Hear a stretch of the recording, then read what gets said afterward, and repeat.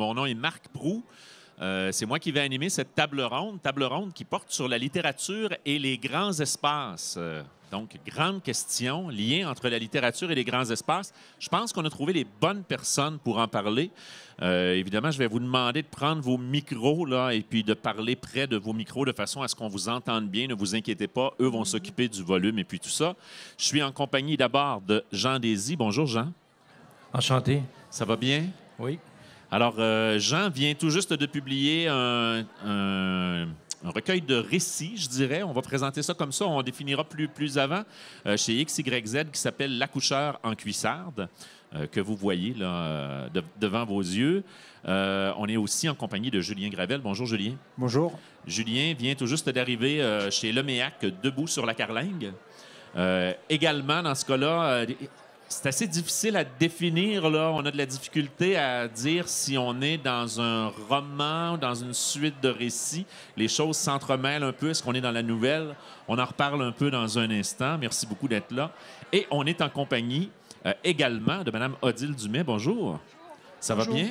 Oui, très bien. Oui, et Odile Dumais qui fait paraître, en fait, c'est une nouvelle édition. C'est la 2e édition de la gastronomie en plein air. Livre de recettes, mais c'est plus qu'un livre de recettes, je le disais tout à l'heure. Donc, on va regarder ça attentivement. Plus de 70 recettes, mais beaucoup d'informations, de récits, de détails à l'intérieur également. Alors, avec eux, on va explorer la question de la littérature et des grands espaces. Je commence par prendre le temps, si vous me permettez, de vous présenter convenablement chacun de ces auteurs-là, qu'on sache un peu. Jean Désy. Toujours difficile, Jean, de vous définir, hein? Médecin, poète, auteur. Comment vous définissez-vous? L'accoucheur en cuissarde, en fait, c'est une façon de se définir qui peut être intéressante, mais c'est un peu réducteur quand même. Ben, en fait, à ce moment-ci de ma vie, probablement que la définition qui me plaît le plus, c'est d'être considéré comme poète. En fait, les individus, les gens qui m'animent le plus sont à peu près tous essentiellement des poètes, dans le sens le plus large.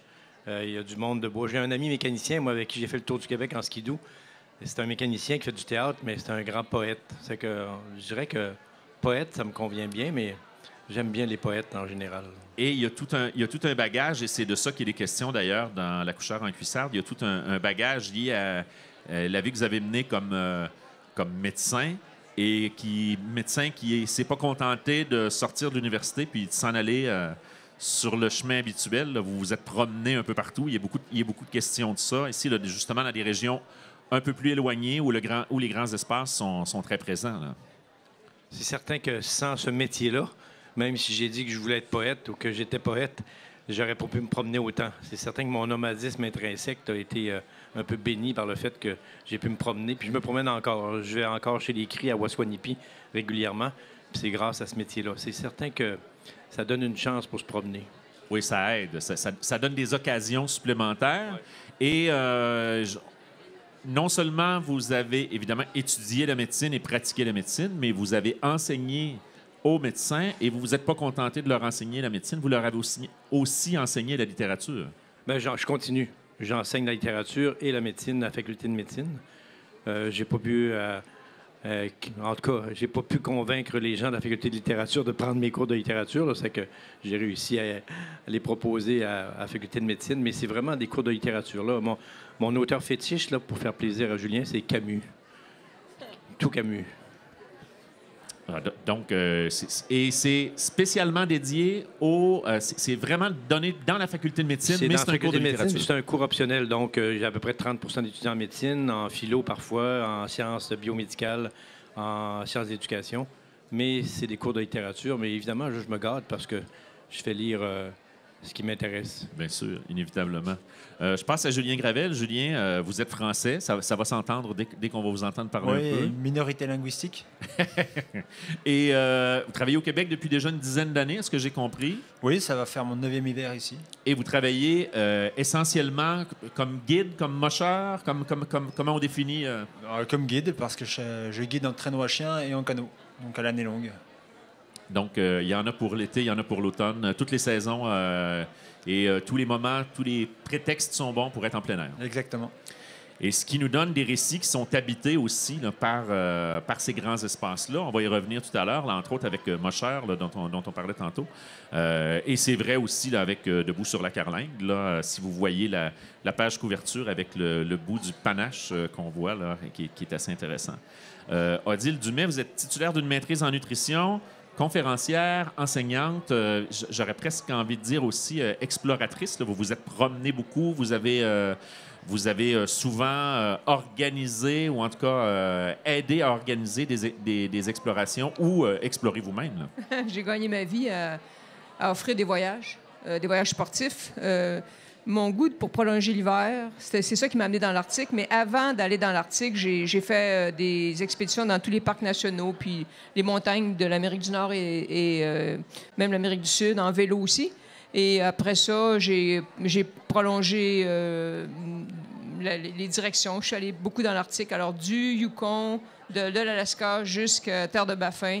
J'ai eu des beaux contrats pour même cuisiner dans l'Arctique. Alors, ça a complété mes explorations. Et j'ai envie de vous demander, parce que là, on devine bien que tous les trois, vous êtes des amants de la nature. Là. Vous avez une relation qui est plus que de dire une fois de temps en temps, je vais prendre quelques heures et aller faire une promenade dans le bois. Vous avez véritablement une relation, un attachement important avec la nature, avec les grands espaces. J'ai envie de vous demander comment c'est entré dans votre vie. Est-ce que c'est entré dans votre vie par des lectures que vous aviez faites justement, ou si c'est des découvertes, la famille qui vous a guidé vers là? Comment c'est arrivé à tous les trois? Odile, tiens, pour commencer. Bien, moi, j'ai passé mes 14 premières années de ma vie au lac Bouchette, au lac Saint-Jean. Et quand j'ai fait le saut à Montréal, j'ai eu une... C'est là que le déclic s'est fait. J'ai dit, moi, je ne veux pas passer toutes mes journées ici. Je vais étudier, mais je vais partir le plus souvent que je peux. Et c'est là que j'ai commencé à faire de la rando puis du ski de fond, de quitter la ville. Et peu après, puis par la nutrition, à toutes les fois que je lisais un livre de nutrition, d'expé, par exemple, je cherchais les passages sur l'alimentation parce que je partais de plus en plus longtemps et je voulais m'organiser pour bien manger. C'était bien important. J'ai commencé à déshydrater. Je me suis fait un déshydrateur. Alors, finalement, mon livre, c'est comme l'ensemble de tout ça, mon expérience. Puis j'ai eu beaucoup lu sur l'historique des expéditions, la découverte des pôles. Et je me suis inspirée de tout ça. Puis les Inuits m'ont beaucoup appris aussi lors de mes séjours là-bas. Et vous faites bien de le mentionner. Vous disiez que vous teniez à bien manger. Alors, on n'est pas obligé d'être mal pris. Là, pas du tout. Puis on le voit très bien là, dans les recettes que vous nous proposez. Moi, il y a plein de recettes que je vais faire. Non, pas seulement quand je vais aller dans le bois. Oui, on a envie d'en faire dans le bois parce qu'il y en a qui sont spécialement intéressantes pour ça, mais il y a plein de ces recettes-là qu'on a envie de faire chez nous, tout simplement. Mais là. Pendant mes expéditions, mes clients m'ont toujours dit qu'ils mangeaient plus varié qu'à la maison et que c'était meilleur. Puis ils me demandaient toujours quand est-ce que tu vas présenter ton prochain livre, ton livre de recettes. Puis je disais tout le temps, j'ai pas le temps, je fais des voyages. Et un jour, j'ai commencé, dans un creux de ma vie, là, j'ai commencé à écrire. Puis c'est ça qui est sorti. Et là, il est réédité maintenant. Il est corrigé, amélioré, puis 40 nouvelles recettes de plus. Puis c'est des recettes pour des sorties d'une journée, 2 jours, 3 jours. Et aussi, si on veut partir un mois sur la Nachamouchouane, on peut avec ce livre-là. OK, je reviens à Julien. Julien, dans votre cas, comment c'est arrivé l'appel de la nature, si je peux me permettre? Est-ce qu'il y a un lien entre cet appel-là et la littérature directement, ou si c'est tout simplement familial, filial, des habitudes, des amis rencontrés qui vous ont amené dans le bois? Ben moi, c'est avant tout familial. J'avais un grand-père qui était alpiniste. Et puis, j'ai grandi en ville. J'ai coutume de dire que l'attachement à un milieu vient par le manque.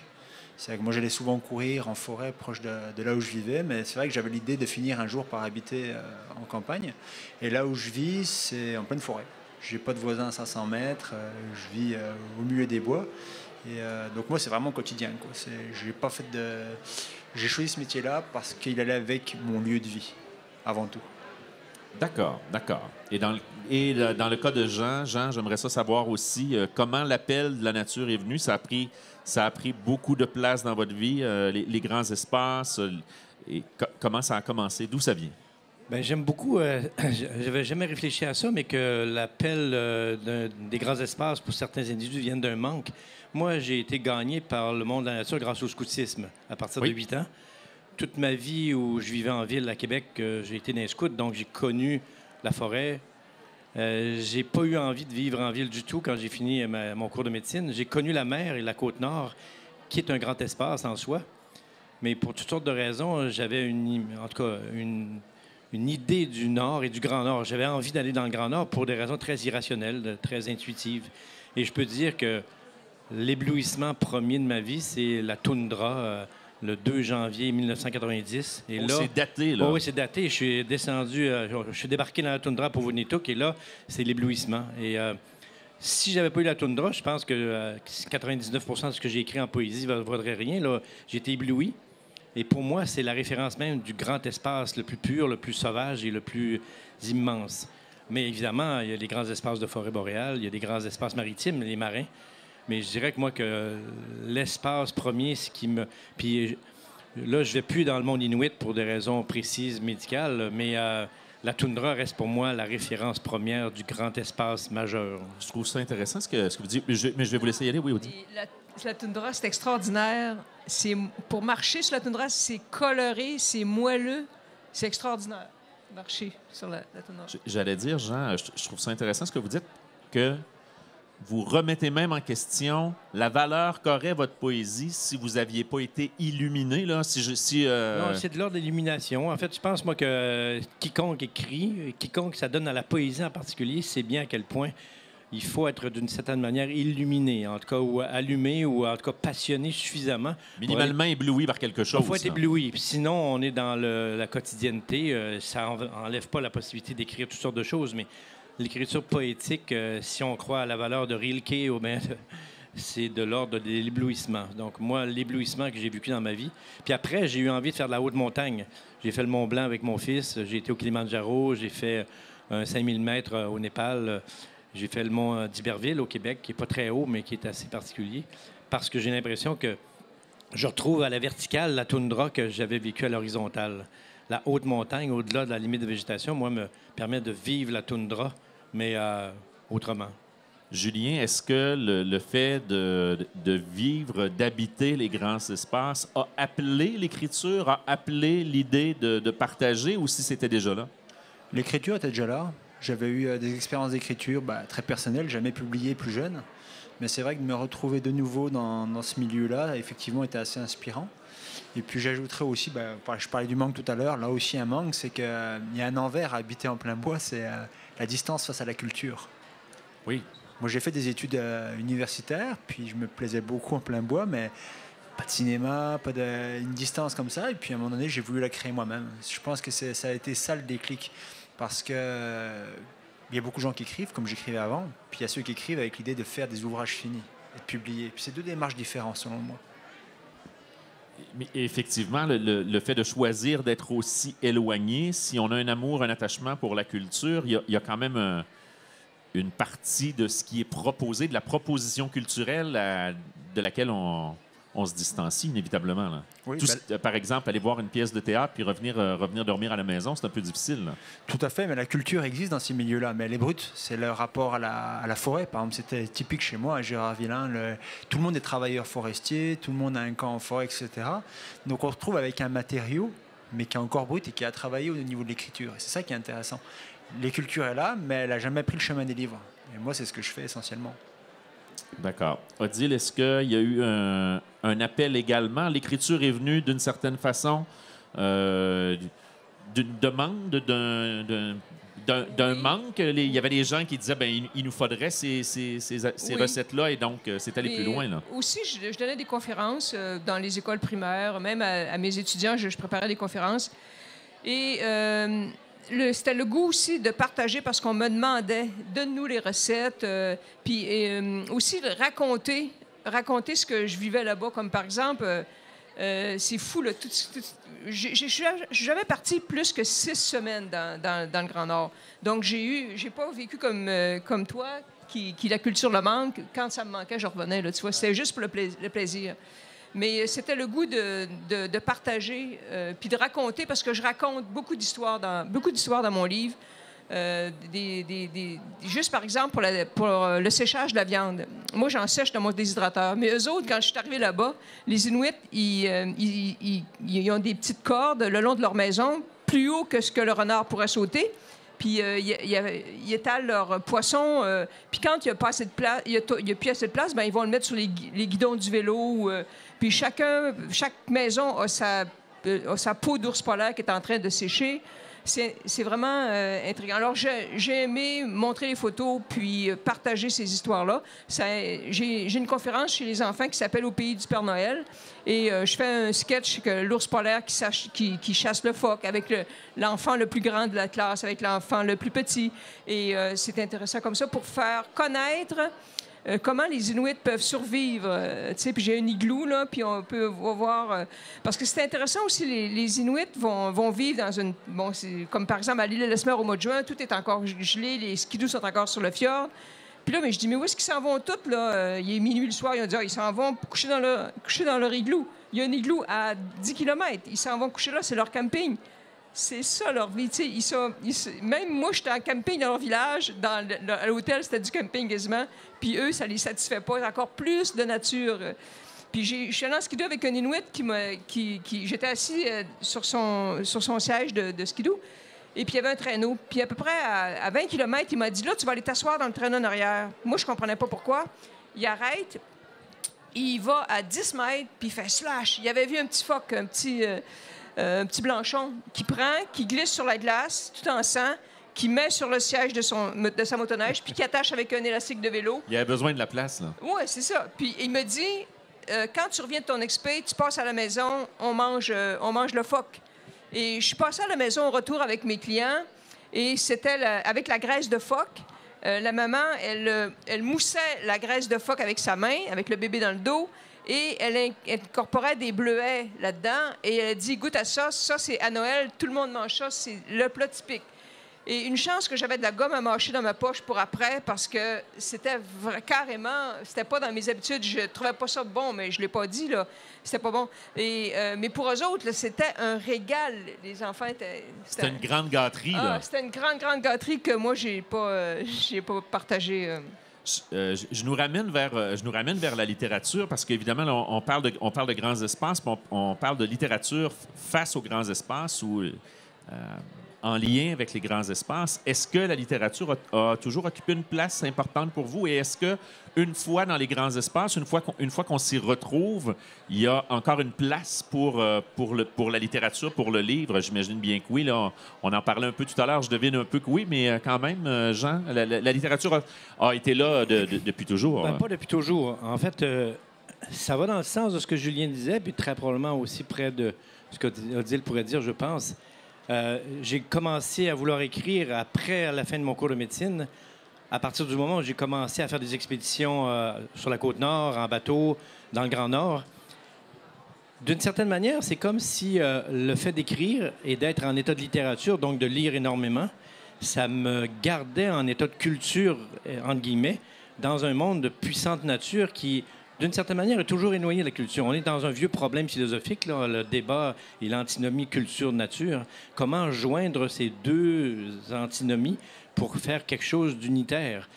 Puis les gens qui aiment le bois, les expéditions, le ski de fond, la souffrance dans le blizzard, ça vient à quel point ils sont loin, théoriquement, de la culture. C'est que quelque part, on doit s'imprégner des cultures autochtones, mais il y a une grande culture universelle. C'est que lire un morceau de Platon... je veux dire, Phèdre dans une tente par moins 30 parce qu'on dort pas, c'est plus qu'intéressant, là. Puis l'écriture... Moi, j'ai toujours dit à mes étudiants que la lecture et l'écriture sont une seule et même chose. En tout cas, ne sont pas une seule et même chose, mais c'est deux volets d'une activité qui est remarquablement semblable. C'est clair qu'on navigue dans les mêmes eaux. À partir du moment où on a cette envie d'écrire et de travailler le mot comme un matériau... je pense pas qu'il existe des écrivains sérieux qui sont pas des lecteurs. Est-ce qu'ils ont besoin de lire comme des lecteurs boulimiques? Puis les lecteurs sont toujours en état de relative écriture. On réécrit le livre qu'on lit en se le réappropriant. C'est quelque part, sûrement que ça joue et que ça a joué. Je me souviens d'une traversée de l'Atlantique en voilier là, pendant... C'est long, hein? C'est 30 jours. Ouais. Je me suis rendu à La Rochelle, puis je connaissais rien de la mer. Là. Moi, je tenais le volant 2 fois par année. Mais j'avais amené 25 000 pages de lecture. J'ai réussi à passer à travers Don Quichotte de Cervantes grâce à cette traversée-là. Ça faisait à peu près 10 fois que j'essayais de lire Don Quichotte. Là. C'est pas accessible beaucoup, Don Quichotte, ces années-ci. Les 300 premières pages sont un peu perdues. Mais donc, je pense que la littérature m'a permis d'avoir un voyage en mer beaucoup plus intérieure, tiens. Est-ce que d'une certaine façon, ça permet même de conserver un certain équilibre, de nous recentrer, le fait de se plonger dans des histoires comme celle-là, parce qu'il y a une partie d'isolement, il y a une partie d'isolement en nature, il y a une partie quand on se retrouve par exemple seul dans une tente pendant plusieurs jours à parcourir des kilomètres, il y a personne là, il y a personne à qui parler à part nous-mêmes. Alors le fait d'écrire, le fait de lire, c'est comme si on avait des gens avec nous, on traîne des personnages. Oui, mais j'étais en train de penser à autre chose, c'est parce que moi je suis un peu dérangé avec c'est que mon écriture, elle s'est construite surtout contre les grands espaces. Donc je ne suis pas du tout dans une approche à travailler le mythe. Moi, pour vous donner un exemple, quand je pense grands espaces, je pense souvent au livre de Yourcenar, Les Mémoires d'Adrien, où on voit Adrien qui revient sur sa vie passée, donc tous les paysages, ou qui portent l'empreinte de l'homme, et qui à un moment se retrouve sur les bords du Danube, et puis voit les plaines du Danube complètement pas travaillées, quoi, terre barbare, et puis il voit ça. Et puis ça, pour lui, c'est à la fois un champ de possibilités, la vie qui aurait pu être la sienne, et puis en même temps une figure de l'altérité, ces gens qui vivent complètement différents d'eux. Moi, la littérature que je fais, elle se situe plutôt du côté des barbares. C'est-à-dire, moi, je m'inspire beaucoup plus de ce qu'on appelle le nature writing, c'est-à-dire l'espace comme un espace de réalisation de soi, d'enracinement. Je m'intéresse beaucoup à la littérature américaine. Au Québec, peut-être plus des gens comme Soucy avec Un Dieu chasseur ou Marc Séguin. Donc moi, je ne suis pas trop là-dedans. Et il y a des références aux grands espaces très directes, mais je travaille un peu ce mythe, je le déconstruis un peu, et dans mon métier aussi, parce que je guide des gens qui viennent dans les grands espaces, avec des marques de Paris, Lyon ou je ne sais où. Mais moi, les grands espaces, c'est pas les grands espaces, c'est mon territoire. Je connais très très bien mon territoire, comme le fond de ma poche. On découvre ça d'ailleurs quand on lit, si vous me permettez, quand on lit Mosher, on parle de l'importance d'habiter ce territoire-là et de le connaître comme le fond de sa poche, parce qu'il y a des questions de sécurité là, pour vous, pour les personnes que vous guidez derrière. Et il faut savoir comment la nature va s'installer. Quand l'hiver arrive, par exemple, avec les chiens, puis l'hiver arrive, s'installe, il faut bien comprendre où est-ce qu'on s'en va, puis savoir que oui, ça a bougé de telle façon, donc quand je vais passer là la prochaine fois, il faut que je fasse attention. Plus qu'une nécessité, c'est un vrai bonheur d'avoir un lien intime avec son territoire. Moi, c'est vrai que j'ai déjà retrouvé mon chemin, parce que je circule sans carte, sans boussole, rien. Et j'ai déjà retrouvé mon chemin en reconnaissant la cime de 2 épinettes. Le territoire n'est pas très grand, il fait à peu près 30 km sur 30 km, donc pour quelqu'un qui ne connaît pas, c'est immense, mais quelqu'un qui connaît bien, au bout de 10 ans, je commence à connaître un peu tous les coins. Et ça, c'est vraiment un vrai plaisir. C'est un vrai plaisir, et c'est pour ça que je me définis jamais comme un explorateur, comme mes 2 voisins, qui prennent plaisir à être dans un endroit nouveau. Moi, pendant très longtemps, j'étais habité par, et encore maintenant, j'étais habitué par cette envie de voyage, mais plus du côté un peu bump, voyager sur le pouce, des choses comme ça. Et puis là, je découvre un autre aspect d'habiter le paysage et puis de nomadiser sur un territoire que je connais. Et puis ça m'intéresse beaucoup. Et c'est ça que je travaille beaucoup en écriture quand c'est dans des récits, ou simplement dans le dernier, Debout sur la Carlingue, où on suit les gens tels qu'ils sont chez moi, c'est-à-dire des conducteurs de trek qui montent sur 300 km en plein bois, et puis eux connaissent leur petit bout de forêt très très bien. Donc cet aspect nature writing est beaucoup plus fort pour moi que les grands espaces. D'accord. Une de mes expés, c'est très important parce qu'on apporte toujours un livre ou deux, mais il faut qu'il y ait beaucoup de mots par pourcentage du papier pour économiser le poids. Puis une fois que j'avais apporté le livre de Jean Désy, que je connaissais pas, mais Vivre ne suffit pas, le titre de ce livre, c'était extraordinaire. J'avais lu ça, puis j'avais passé à tous mes coéquipiers aussi, on était 6 à le lire. Puis même qu'on voulait économiser le poids, c'est qu'on arrachait les pages, puis on s'y passait au fur et à mesure pour le lire. Et puis, alors j'ai le livre, mais tout collé. Et puis c'est drôle parce que je le rencontre pour la première fois aujourd'hui. Alors pour moi, c'est un grand plaisir de rencontrer un auteur que j'avais lu. Donc vous étiez déjà liés dans l'expédition et dans la littérature avant la table ronde qui vous lie. C'est ma première fois que je le rencontre. D'accord. Mais effectivement, donc il y a un souci, je disais tout à l'heure, là, quand on se retrouve en expédition, d'avoir avec nous non seulement le bagage nécessaire pour se faire à manger, s'abriter, se réchauffer, boire, etc., mais aussi pour entretenir la tête. Là. Et la littérature sert à ça aussi dans ces occasions-là. Oui. D'ailleurs, à Terre de Baffin, on était pris dans une tempête, puis tout ce que j'avais à lire, parce que j'avais fini mon livre, j'ai pris, dans un refuge, j'ai toujours le livre de tous ceux qui sont passés avec des mots. Puis je me suis rendu compte que Pierre-Éliott Trudeau était passé en 77 pour faire de la randonnée à cet endroit-là. Alors, c'est ça, on lit ce que les autres ont écrit sur l'endroit. C'est ce qui restait. C'est ce qui restait. Donc, on lisait Pierre-Éliott Trudeau. C'est ça.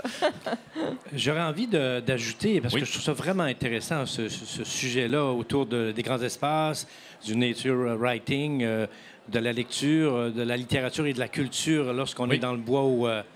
J'oserais dire que c'est vraiment important, cette nourriture de l'esprit, comme la nourriture du corps est absolument essentielle, là, on ne l'oublie pas. Là. Mais j'aurais envie d'ajouter que c'est probablement l'espèce d'état d'âme poétique grâce à une impression, grâce à une chanson parfois, grâce à un livre ou qui probablement est le meilleur... ce qui fait en sorte que l'expédition ou le voyage ou l'excursion en traîneau à chien prend toute sa dimension la meilleure, la plus harmonieuse. J'aime penser, moi, qu'on est en état d'harmonie avec le monde, soi-même, les autres et la nature, dans la mesure où on est en équilibre. Et que si on est seulement en état J'imagine que lorsqu'on fait l'Everest, rendu à 8200 mètres, et là, on sent que c'est pas le temps trop de réciter les vers de Rimbaud. Mais là, je suis persuadé qu'à un moment donné, à 8200 mètres, à un moment donné, il doit y avoir quelqu'un qui récite un poème ou qui chante une chanson. Là. Mais il y a cette espèce de symbiose avec le monde. Mais les humains, c'est surtout pas un luxe. La culture, la littérature, la poésie, les arts sont pas des luxes jamais de la vie. Sinon, on est seulement des automates à réussir un exploit, puis après ça, ben, ça finira rien. Tout à fait. Puis j'aurais tendance à croire aussi que même quand on se retrouve dans la situation que vous décriviez, là, on arrive à 8200 mètres, puis bon, je pense quand même qu'il y a une partie de tout ça qui nous habite. Il y a une partie du bagage culturel qu'on possède. Il y a des références qui sont liées à ça, que ce soit par le cinéma, par la littérature. Là, ici, on parle plus de littérature, mais par le cinéma, par la musique. La musique, même quand on ne l'a pas dans les oreilles, nous habite très souvent. Là. Moi, je suis quelqu'un qui est un amant de littérature, un amant de poésie, un amant de théâtre, mais un amoureux aussi de musique. Je me promène sans arrêt à marcher, à siffler, à fredonner, à entendre ces choses-là. J'ai l'impression qu'il y a quand même tout ça qui nous habite en tout temps. Je nous amène ailleurs, mais en fait, je me sers un peu de ce que vous avez dit. J'avais envie de vous poser une question. Quand j'y ai pensé, celle-là, je me suis dit, il faut absolument que je réussisse à trouver le moyen de la passer quelque part. Puis là, je trouve qu'elle est à propos. Imaginons que vous avez à partir en expédition, là, mais que c'est une expédition dont vous savez en partant que vous partez pour tellement longtemps que vous ne reviendrez pas.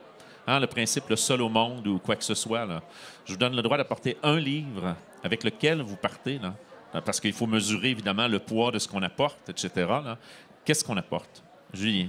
Moi, un dictionnaire. Un dictionnaire? Oh, Robert, ouais. Parce que les mots sont source d'inspiration. Puis si je décide d'écrire, ça va m'en prendre un à un moment donné. Et puis, je me méfie beaucoup d'amener du contenu culturel dans des milieux où j'ai envie d'écrire, parce que c'est aussi se mettre des balises mises par les autres. Et mon chemin, c'est pas forcément celui d'un autre.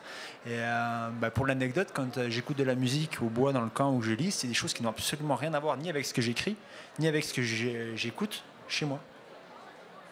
C'est deux univers culturels différents. Tout à fait. Moi, au bois, j'écris, par exemple. J'écris des croquis, uniquement des croquis, parce que ce que j'écris, mes histoires, c'est aussi un travail sur la mémoire, sur ce que j'ai vu. Donc, je fais juste des petits croquis pour me rappeler un peu des détails très, très concrets. Si je dois amener un personnage au mois d'avril dans le bois, je me rappelle que telle année, c'est vrai qu'il y avait déjà les Calméas qui étaient sortis, le thé du Labrador aussi, des détails comme ça, mais rien, aucune idée de fond.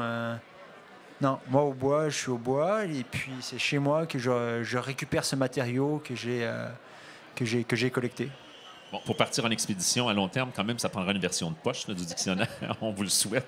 Sinon, c'est un peu lourd. Avec le traîneau, quand même. Ouais, en canot aussi, il y a de la place. En canot, on peut en prendre. En canot aussi, ça va. Le poids ne fera pas une si grande différence. Odile, quel livre vous choisissez? Probablement l'histoire de la musique. Là. C'est écrit petit, là, des dictionnaires sur tous les auteurs classiques. Là. J'aime lire ça. Des histoires, l'historique, j'adore. D'accord. Jean, un livre qui vient spontanément? Je suis persuadé que ça va en faire réagir quelques-uns, là, mais puis je l'ai fait. Je suis parti un mois au Ladakh et le livre que je vais amener, c'était la Bible. C'est que je me suis tapé la Bible parce que j'avais...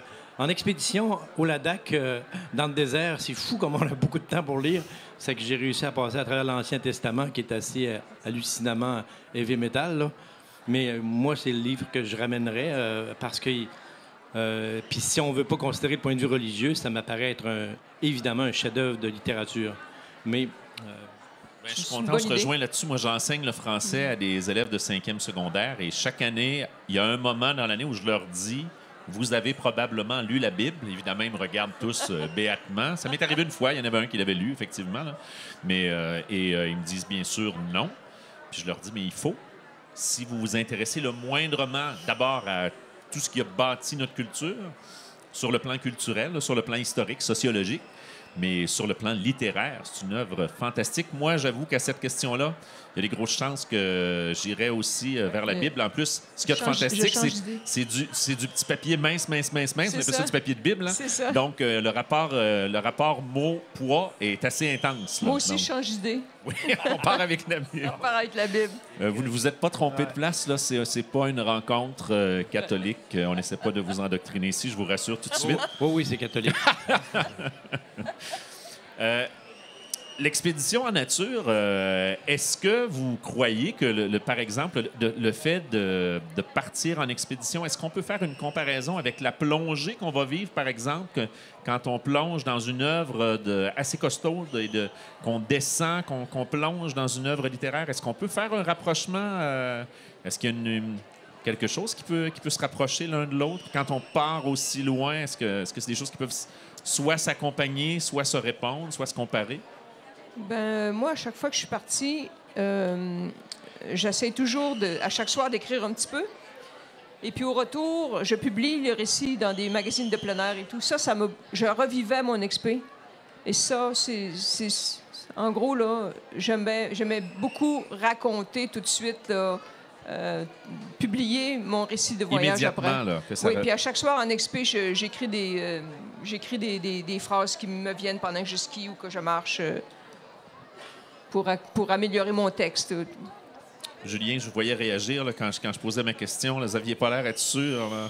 Non, parce que lire, c'est être guidé par quelqu'un. Et moi, dans mon métier, je suis guide. C'est moi qui mène les autres. Donc, j'aurais plus de rapport avec l'écriture.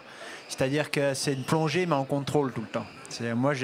Finalement, c'est devenu assez rare que je parte tout seul, pour plusieurs raisons. La première, c'est que je suis très occupé l'hiver, mais aussi parce que j'adore ça. Amener les gens, ça me nourrit beaucoup aussi le regard des gens sur l'environnement, sur la nature. Et moi, je comparais plutôt à l'écriture, le fait de partir dans le bois. Donc, il y a un rapprochement, mais c'est plus vers l'écriture, un peu comme Odile, là, donc directement plus que vers la plongée à l'intérieur d'un récit qui vient de quelqu'un d'autre, au fond. Ben oui, moi, je ne sais pas où je vais souvent. Parce qu'à ce moment-là, c'est vous qui tenez les rênes. Là. Ben oui, puis je ne sais pas où je vais souvent. Donc, je pars le matin, puis en fonction de l'état des chiens, l'état des gens, je vais décider d'allonger, de raccourcir, de créer un nouveau chemin. Donc, je suis tout le temps en train de raconter un peu l'histoire de leurs vacances à eux. Et ça, j'ai très conscience de ça. Là. Je suis en train d'écrire leur histoire de leurs vacances à eux. Oui, je comprends. Et déconstruire leur représentation de ce qu'ils sont en train de vivre. Ils arrivent avec leurs grands espaces bruts, etc., sous le bras, et ils repartent avec une expérience de nature writing. Hein. Comme disait Jim Harrison, lui fait de la littérature de fourré. Ben, voilà, je les amène dans les fourrés, les boisés, les choses comme ça. Et donc, j'ai plus l'impression d'écrire que de lire quand je pars. Et Jean, qu'est-ce que vous pensez de ma comparaison entre la plongée... Moi, ça me plaît beaucoup. Oui? Vraiment, là, je pense que j'aime beaucoup les récits d'aventure. Comme un de mes meilleurs livres à vie, c'est le livre de Herzog et Lachenal, Le premier 8000. Les premiers humains qui ont gravi un 8000 mètres, 2 Français. Et un de mes héros, c'est Bernard Moitessier, qui a écrit La longue route en solitaire, le tour du globe en voilier. Deux groupes, 3 explorateurs immenses qui ont vécu l'expédition totalement. Culturellement, et Victor Lévy-Beaulieu, qui est un écrivain important, là, a fait un livre sur une biographie de Nietzsche qui vient de paraître, de 1400 pages. Sérieusement, Victor Lévy-Beaulieu, avec sa poliomyélite, puis il n'y a rien d'un explorateur dans Toundra, là, Victor Lévy-Beaulieu, mais l'expédition mentale et intellectuelle et littéraire et philosophique de Victor Lévy-Beaulieu me paraît comparable à celle du premier 8000 mètres de Lachenal et Herzog. J'oserais dire ça, mais je le dis comme littéraire et comme amant des expéditions. Voici une expédition totalement spirituelle et mentale, mais il faut le faire. Il a avalé Nietzsche au complet, plus la littérature autour de Nietzsche et l'univers de Wagner, puis il nous a tapé 1400 pages. en littérature québécoise ces années-ci, là, si on veut parler d'une brique chef-d'œuvre, puis c'est vraiment une brique, hein, vous pourriez bâtir une maison avec une centaine de Et on ces sait que livres-là. Victor Lévy-Beaulieu en est capable C'est ça, mais- de nourrir ce souffle-là. C'est ça, et mais puis donc, de- je trouve que le rapprochement est un peu, peut-être en apparence, tiré par les cheveux, mais l'expédition mentale et artistique existe comme l'expédition physique. Et jumeler deux expéditions, et tous ceux qui font de l'expédition, je suis persuadé qu'Odile dirait la même chose, Julien aussi, plus on est parti longtemps, plus c'est dangereux, plus c'est dur, plus notre vie est en danger, plus c'est prolongé, pas une semaine. Une semaine à Cancun, dans un tout compris, c'est super à certains moments, mais c'est pas une expédition, je regrette. À moins que vous ayez 7 enfants qui ont entre 1 an et 7 ans.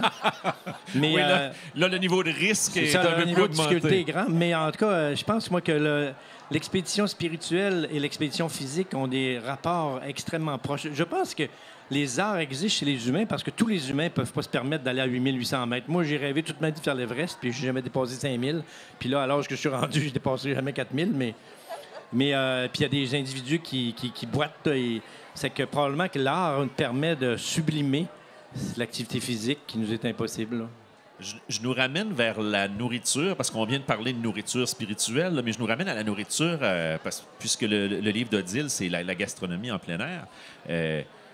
Il y a un mariage aussi entre ce plaisir-là, qui est aussi un plaisir culturel, le fait de manger, le fait de bien manger, de choisir, même en expédition. Julien, j'imagine que quand vous partez avec un groupe, il y a des choix que l'on fait dans ce que l'on va manger. Est-ce que ça prolonge aussi, ça vient accompagner, ça va venir colorer l'expérience qu'on va vivre? Ben, moi, je guide des Français, donc c'est important que la nourriture, pour eux, c'est essentiel. Pour moi, ça l'est moins. Moi, je prends du vrai plaisir en plein air, en été, simplement avec des baies ou des choses que je peux trouver localement. Je ne suis pas quelqu'un qui cuisine des plats élaborés. Donc, je m'en tire. La seule chose vraiment que je cuisine sur une base régulière en plein air, c'est la bannique, parce que c'est quand même l'élément central. C'est une bonne recette. T'as des recettes à la bannique? Moi. Mais pour le client, donc. Oui, mais pour le client, de toute façon, c'est pas moi qui fais les repas, c'est la personne qui m'embauche, là. Et je pars avec ses pas. Et puis, en hiver, on est très, très limité parce que tout gèle. Tout gèle. Comme vous l'avez dit, en traîneau, on a de la place. En canot, on a de la place. Donc, on n'a pas besoin de rentrer dans les techniques de viande séchée ou des choses comme ça. On se débrouille beaucoup plus facilement que ça. En été, effectivement, on est sur la nourriture séchée le midi. Mais bon, c'est pas un aspect très important pour moi.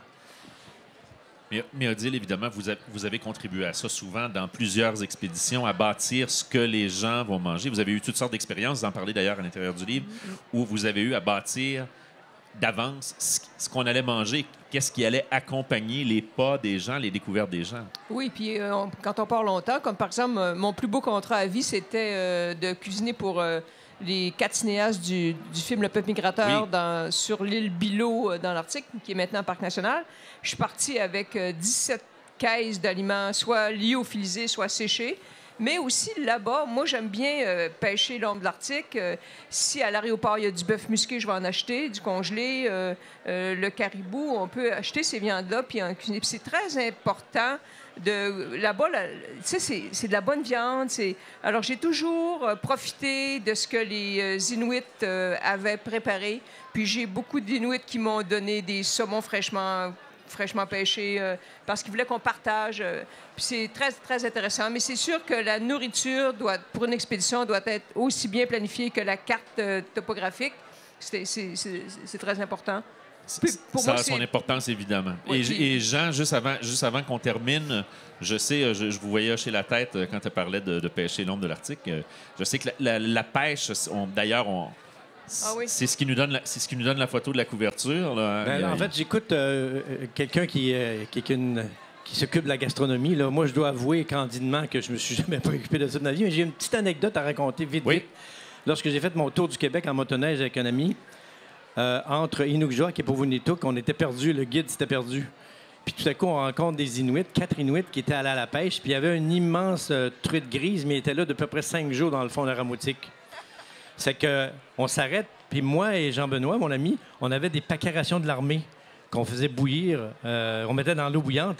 C'était délectable à notre point de vue. Il faisait moins 35 et on fait chauffer nos pacarations, on les ouvre et là, à moins 35, les odeurs se répandent extraordinairement bien. Et là, ça sentait, c'était du steak avec de la sauce. Les 4 Inuits ont laissé tomber, ils ont tiré le poisson dans la toundra, puis ils sont venus autour de nous autres, puis à l'Inuit, t'as pas le droit de pas partager. Puis là, ça s'appelait « Hey, ça sent vraiment bon », ça fait que là, ça m'a fait rigoler.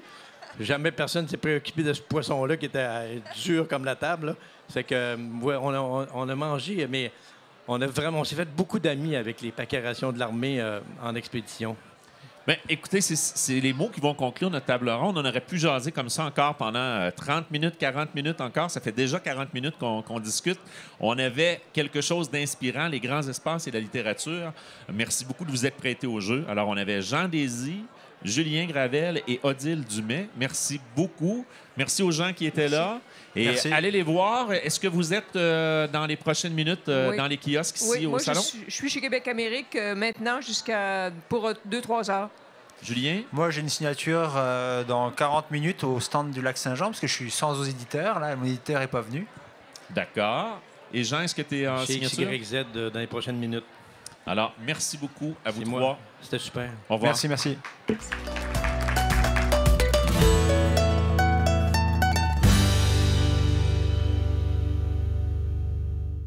Je pense que déjà, vous avez reconnu mon invité. On l'a vu particulièrement à plusieurs reprises au cours de la dernière année parce que Martine Ouellette, vous le savez, était de la course à la chefferie au Parti québécois. Elle a été aussi ministre des Ressources naturelles pendant 2 ans sous le règne de Pauline Marois. Elle nous a donné, entre autres, la politique de l'eau. Elle a travaillé très fort, je pense, depuis toujours, parce que vous êtes une militante. Là, vous avez commencé à la fin de votre adolescence à militer. Vous avez fait des études en ingénierie mécanique. Vous avez une maîtrise aussi. Donc, pourquoi avoir décidé, Martine Ouellette, après avoir fait la course à la chefferie et tout ça, de sortir un livre, le livre qui s'appelle « L'avenir du Québec, ce n'est pas moins d'État, mais mieux d'État ». Pouvez-vous d'abord nous expliquer le titre du livre? Bien, mieux d'État. Vous savez actuellement, puis je pense qu'il est extrêmement d'actualité, avec toutes les coupures qu'on vit dans le réseau de l'éducation, dans le réseau de la santé, des coupures quand on pense à l'aide aux devoirs, quand on pense aux soins à domicile, quand on pense aux collations dans les CPE, bien, dans le fond, c'est une volonté de rapetisser l'État. Puis on n'arrête pas de nous rabattre les oreilles que l'État, il est trop gros, mais l'État, c'est notre outil citoyen.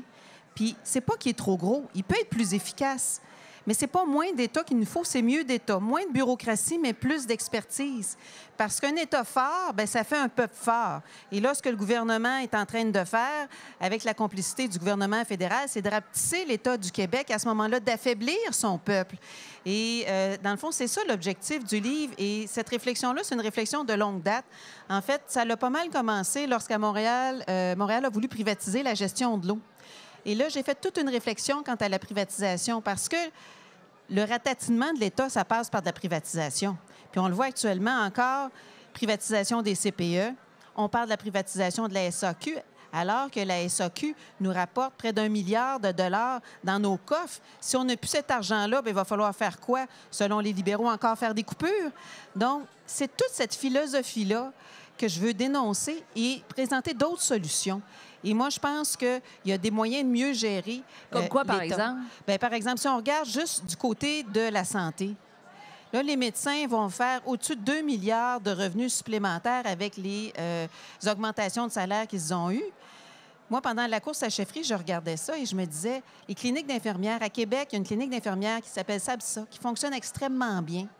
Si on en mettait dans tous les CLSC, ça s'appelle les CLSC, c'est ça que ça aurait dû faire. Si on en mettait dans tous les CLSC, j'ai fait un calcul rapide, à peu près 150 millions, on est capable de se payer ça. Ça ne paraîtrait même pas sur l'augmentation du salaire des médecins. Donc, c'est un choix que le gouvernement libéral a fait de mettre de l'argent pour une augmentation de salaire des médecins qui étaient déjà les mieux payés dans notre système de santé, plutôt que de le mettre pour avoir plus d'infirmières, plutôt que de le mettre pour avoir plus d'auxiliaires. Donc, c'est des choix. Et ces choix-là ne sont pas neutres. Et ça nous affecte, nous, comme individus, ça nous affecte, nous, comme citoyens. Et c'est la même chose pour le développement économique. Moi, j'ai fait toute une tournée. Vous savez, j'ai travaillé contre les gaz de schiste. C'est du développement économique insensé qui, même au niveau économique, c'est pas intéressant. Au niveau environnemental, ça pollue les nappes d'eau souterraines. Les gens qui ont des puits artésiens ont plus d'eau de qualité pour boire. C'est pas rien, là. Les gens qui font de l'agriculture ont de la misère à faire de l'agriculture parce que les terres sont contaminées. Oui, parce que vous avez travaillé chez Hydro-Québec pendant une vingtaine d'années, Ben oui. donc tout ce qui concerne là, L'énergie. l'énergie, vous connaissez quand même bien. Puis on a d'autres solutions au Québec. On a l'électricité verte. Et si on veut faire du développement économique, c'est vers les transports électriques. Oui, bien ça, vous en Hein? parlez dans votre livre C'est du ça. transport électrique. Qu'est-ce que vous, quand on dit transport électrique, est-ce qu'on pense juste à les voitures électriques ou on pense à quoi? On pense à tout. On pense aux voitures, aux autobus, aux trains. Je vous dirais même le projet de monorail grande vitesse, qui est une super belle idée, mais il y a encore là, du travail à faire. On a lancé, nous, lorsque nous étions au gouvernement, un autobus scolaire électrique, un projet de démonstration qui fonctionne aujourd'hui. Je l'ai conduite, là. Inquiétez-vous pas. Conduisez des autobus en plus? Dans le stationnement. OK, pas ça sur me les routes. rassure. Dans le stationnement et construite au Québec, avec un moteur électrique du Québec, avec de l'ingénierie du Québec. Et cette entreprise-là, qui s'appelle Autobus Lyon, exporte aux États-Unis. Fait qu'imaginez les emplois que ça fait. Donc, on a un impact positif au niveau de la création d'emplois, un impact positif au niveau de l'environnement, de la qualité de vie, ça fait beaucoup moins de bruit. Au niveau aussi de la qualité de l'air, ça fait moins de smog. Donc, ça, c'est du développement économique intelligent. On peut-tu faire une différence entre du développement économique qui rapporte à la société et du développement économique qui nuit à la société? Parce que ça, c'est une de vos lignes, là, le gouvernement, là, l'État intelligent. Qu'est-ce que vous entendez par État intelligent? Bien, c'est justement, lorsqu'on regarde des projets de développement économique, il faut regarder, est-ce que ça va profiter à l'ensemble des citoyens ou juste à quelques entreprises?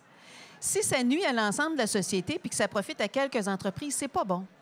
Et le gouvernement ne doit pas appuyer ça. Qu'une entreprise s'essaye, moi, j'ai fait toute ma carrière professionnelle avec des grandes entreprises, les grosses consommatrices d'électricité, qui s'essayent, c'est normal. Ce qui n'est pas normal, c'est que le gouvernement appuie des affaires insensées. Et le gouvernement doit prendre des décisions en fonction de ce qu'on appelait à l'époque, peut-être ça a l'air un peu désuet comme mot, mais bien commun. Donc, que ça soit bon pour l'ensemble de la collectivité. D'ailleurs, vous donnez un exemple là, du lampadaire qui profite à tout le monde. Bon, pouvez-vous nous l'expliquer un peu? Je trouvais intéressant là, le parallèle que vous faites avec ça pour nous expliquer justement qu'on peut profiter d'un bien, mais sans que ça enlève rien à personne. Bien, c'est justement, lorsqu'on installe un lampadaire, ça ne profite pas juste, par exemple, à la maison qui est à côté pour se faire éclairer pour une question de sécurité, mais ça va profiter aussi à tous les piétons qui vont passer, ça va profiter à tous les automobilistes qui vont passer, à tous les cyclistes qui vont passer. Donc, c'est dans ce sens-là qu'on appelle ça bien commun. Ça sert à un ensemble d'intérêts. Et donc, je pense que c'est ce qu'il faut viser quand on est au gouvernement. Il ne faut pas penser comme une entreprise. Une entreprise, je l'ai toujours dit, moi j'ai géré chez Hydro-Québec, c'est bien plus facile de gérer une entreprise privée qu'une entreprise publique. Pourquoi? Pourquoi? Parce qu'une entreprise privée, on regarde juste le profit. C'est la pièce au bout du compte. Le reste, l'environnement, si c'est payant, ils vont s'en occuper, mais sinon, ils ne s'en occuperont pas. C'est l'image corporative. Les conditions de travail, ils vont faire ce qui est nécessaire, des fois un peu plus, mais encore pour l'image corporative. Mais c'est vraiment la pièce qui va déterminer. Tandis qu'un État, une entreprise publique doit, oui, s'assurer de la rentabilité, mais aussi la protection de l'environnement, puis aussi les conditions de travail. Donc, c'est beaucoup plus large et des fois, bien, ces objectifs-là sont pas toujours facilement compatibles. Donc, ça l'exige du jugement.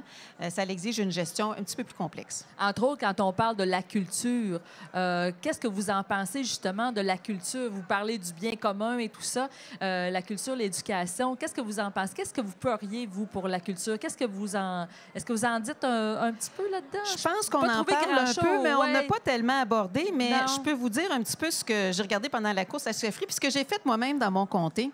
On a un salon du livre, un salon À Vachon, hein? C'est ça. c'est à Saint-Hubert, parce que personne ne sait c'est où Vachon, mais c'est à Saint-Hubert. On a un salon du livre jeunesse à Longueuil. Et j'ai eu l'idée, et j'ai fait ça l'année passée. Nous autres, le salon du livre est au printemps. Et j'ai pris de mon discrétionnaire, on a un discrétionnaire comme député, pour acheter des livres pour les 10 écoles de mon comté, du salon du livre, d'auteurs québécois. Donc, une idée comme celle-là, ça permet, oui, d'aider nos jeunes, les élèves, les enfants dans les classes, parce que l'apprentissage par la lecture, on sait à quel point c'est important pour le développement de la connaissance, mais aussi l'apprentissage. Mais d'appuyer les auteurs québécois, d'appuyer le Salon du livre de Longueuil, d'appuyer les maisons d'édition et finalement d'appuyer les librairies indépendantes. Oui, c'est important. Mais là, vous parlez justement des jeunes que vous avez offert des livres aux écoles de votre comté. qu'est-ce que vous pensez du boycott des professeurs qui ont empêché les jeunes de venir justement au Salon du Livre? Écoutez, je sais que c'est pas évident pour un Salon du Livre. On a organisé une activité, nous, sur l'histoire à Saint-Hubert, puis on a eu la même. Mais de nos côtés, je peux comprendre les enseignants. Ils se cherchent des façons de se faire entendre de la part du gouvernement qui n'est pas du tout à l'écoute. Et vous avez été au gouvernement. Quand les professeurs comme ça empêchent les enfants, puis moi, je les comprends aussi là, pour leurs conditions, je suis pas contre, mais là, ils empêchent les enfants. Est-ce que le gouvernement, qu'est-ce que ça fait au gouvernement, un genre de moyen de pression comme ça? Bien, en fait, le gouvernement devrait écouter. Quand les enseignants sont rendus à des mesures de cette ampleur-là, c'est parce qu'ils ont essayé d'autres choses avant, puis ça n'a pas marché, là. Et ils n'ont pas commencé ça comme ça du jour au lendemain pour le fun, là. Et les gouvernements, on se fait souvent dire en politique, et quand je vais faire des conférences, « Ah, vous autres, les politiciens, vous êtes tous pareils, c'est du pareil au même. » Je dois avouer, personnellement, je trouve ça un peu insultant. C'est comme si on disait pour n'importe qui dans son métier, ah, vous autres, les avocats, vous êtes toutes des croches, ou ben non, vous autres, les plombiers, bon, vous savez pas travailler. Puis c'est pas vrai. C'est pas plus vrai pour les politiciens. Donc, on n'est pas tous pareils. Puis ce choix-là appartient aux citoyens. Et c'est les citoyens qui choisissent. Et moi, je peux vous dire que le gouvernement du Parti québécois était pas mal plus à l'écoute. Et des fois, il y a des décisions qui ne sont pas faciles, mais on était pas mal plus à l'écoute. On allait sur le terrain, on allait expliquer. Puis nous, l'État, l'éducation, c'est vraiment une priorité. Puis je pense que ça doit l'être pour tous les pays, tous les pays avancés. Mais ça n'a pas empêché quand même le gouvernement québécois là, de couper de 20 le revenu de la fonction publique au début des années 80 et de forcer le retour au travail des enseignants. Oui, ça, je m'en fais encore parler. Je ne suis pas surprise de l'entendre. Mais vous savez, je ne sais pas exactement c'était quoi le contexte à ce moment-là, puis comment ça s'est fait. Peut-être que ça aurait pu se faire un peu autrement. Peut-être qu'il aurait pu y avoir du rattrapage après, je ne sais pas. Mais je pense que c'est justement le genre de geste qu'on veut éviter. C'est le genre de geste qu'on ne veut pas faire. Et moi, je pense que ces coupures-là, dans les débuts des années 80, je pense que c'était 82, je crois que, justement, aujourd'hui, on doit faire ce qu'il faut pour aider nos enseignants parce que c'est un métier tellement important, puis il n'a malheureusement pas été assez valorisé dans les dernières années. Puis valoriser l'enseignement, c'est le salaire, mais c'est pas juste le salaire. C'est aussi leur donner du support qu'ils demandent au niveau des orthophonistes, au niveau des orthopédagogues, au niveau du nombre d'élèves par classe. Parce que on veut que l'ensemble des enfants réussissent, puis on fait de l'intégration dans les classes, mais il faut aussi donner une chance aux enseignants. S'ils ont 3, 4, 5 cas difficiles, mais qui n'ont qu'un support, ils n'y arriveront pas, là. Il ne faut pas rêver en couleur. Donc, il faut leur donner le support qu'ils ont besoin. Si on reste dans l'enseignement, vous parlez dans votre livre qu'une des particularités du Québec, c'est d'avoir les cégeps, mais on remet beaucoup en question l'avenir des cégeps. Parce que comment vous voyez l'avenir de nos cégeps? Moi, je pense qu'on l'a démontré, les cégeps. Ça fonctionne. Et moi, je trouve qu'à un moment donné, on devrait arrêter de tout remettre en question et d'améliorer ce qu'on a. Parce que quand on remet en question, ça crée de l'instabilité. Et ça, c'est mauvais. C'est mauvais tant au niveau personnel, c'est mauvais au niveau économique. Donc, les cégeps, c'est une formule qui a fait ses preuves, qui a permis l'augmentation de la diplomation au Québec. Il faut se rendre compte d'où on partait, là. Hein? Il y avait un très faible taux de diplomation. On était là avec les pays en voie de développement, il faut se le dire, là.